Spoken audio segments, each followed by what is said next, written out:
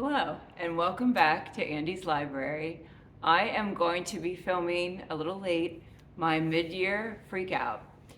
So, this year my 2023 goals were to read one Harvard classic, which I have not done yet, read 30 books. I'm kind of doing okay with that. I think I've read 20, and read one doorstopper, which means more than 750 pages. So let's start with that. Here it is, Eye of the World.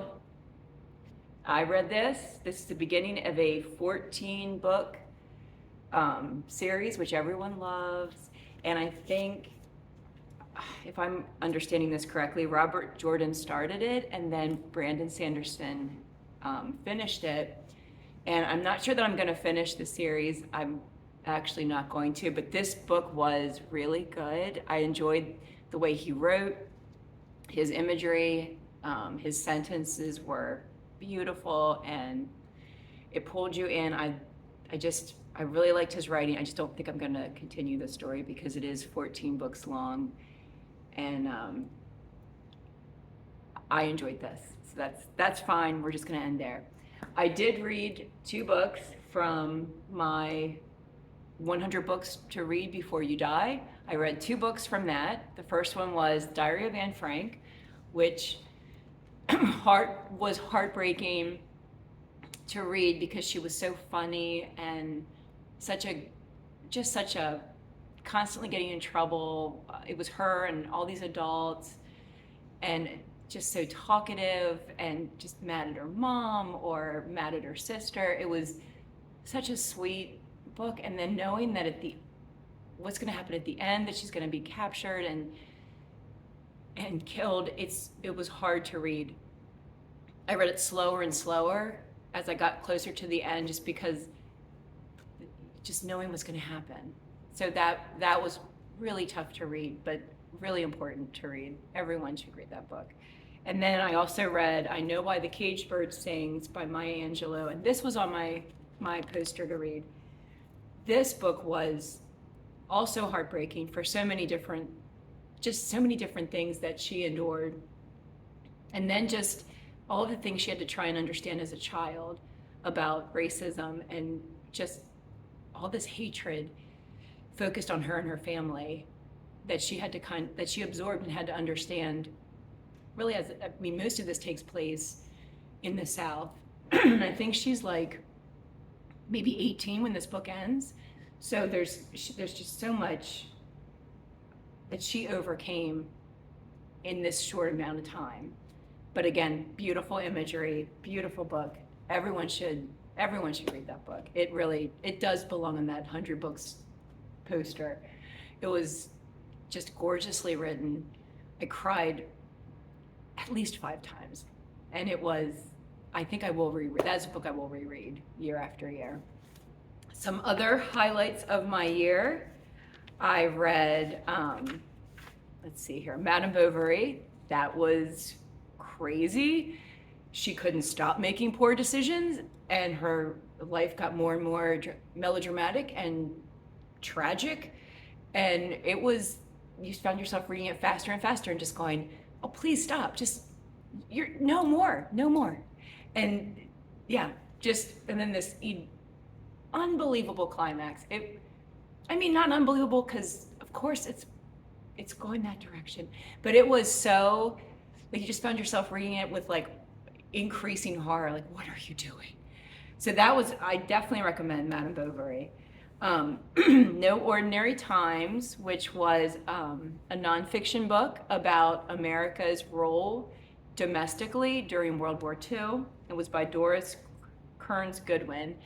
That was a huge book, and it was a lot of reading, but it was really good because I think we have a not too accurate picture of our role in World War II, and the fact that we really did not get involved as early as we should have or could have. We could definitely have made a difference a little bit earlier in so many people's lives, including all of the Jewish lives that were lost. If we got into the war or even allowed more immigration earlier, or any immigration, we could have saved a lot more lives than we give than we realize. And I think just having that perspective, looking back on how hard Franklin Roosevelt worked throughout the war and how hard Eleanor Roosevelt worked throughout the war, it's amazing what they did. It's just amazing what they pulled together and how they kept the domestic home front engaged through the war, and is accelerated. Excellent book, definitely. I really recommend that. And then I read Mary Ann, which was a book from my childhood by Nancy Strickler Dean. Pretty dark, and I think I read that when I was 12. So I'm pretty shocked at some of my reading material. Not sure where my mother was, but reading those in middle school, it's pretty dark subjects. Let's see, what else did I read? The Iliad, in preparation to read the Odyssey. My friend Caitlin and I read the Iliad. That was a lot of war, a lot of bloodshed, and I mean, there were some pretty inspiring lines in it, but overall, that was hard to get through. That was kind of like a drudge to get through that. But hopefully the Odyssey is a little faster, a little more entertaining. We'll see. But that's next on our list. I read, the Book of English Magic. That is this book. And this book was really, really good. Let me tell you a little bit about the history of English magic. It is very old. England's older than I really thought before. So England started like the year 700 AD, which makes England like closer to Jesus than George Washington. So that's kind of, when you put it in perspective, that's kind of ancient. And then all the different magic systems like druidry and alchemy, trying to speak to angels, I forget what that was called.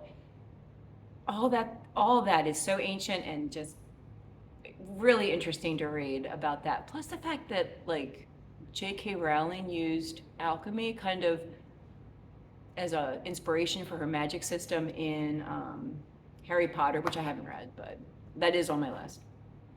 But that was really a good book, and I think I'll read more by this author, Philip Carr Gomm. This was really, really good, and I can't say enough about all the things I learned, and all of the different branches of magic, and just how old they are, and what brought them, what their inspiration was. The Secret Garden, Frances Hodgson Burnett. I didn't realize, I thought that was on my book of 100 books to read. It wasn't, but it was so good. It was very charming and made you kind of feel like the spring, made you feel like flowers and little sprouts and green coming back after the winter. And I kind of think I did read that in the spring. So that was a good book to read. I enjoyed it. A little bit of racism. It was written in 1910, I think, so a little cringy, pretty cringy in some of it, but the hopeful parts about the garden and the restorative benefits of making it through winter and sunrises and every day being a new day, those themes were pretty powerful. And then I read It Ends With Us and It Starts With Us by Colleen Hoover, who is Sweeping the Nation, and never read any of her books or heard of her until a couple months ago. So I read those two, and I was surprisingly emotional after It Ends With Us. I cried a little bit at the end of that. That was, I mean, they're not literary masterpieces, but that one kind of made me cry at the end.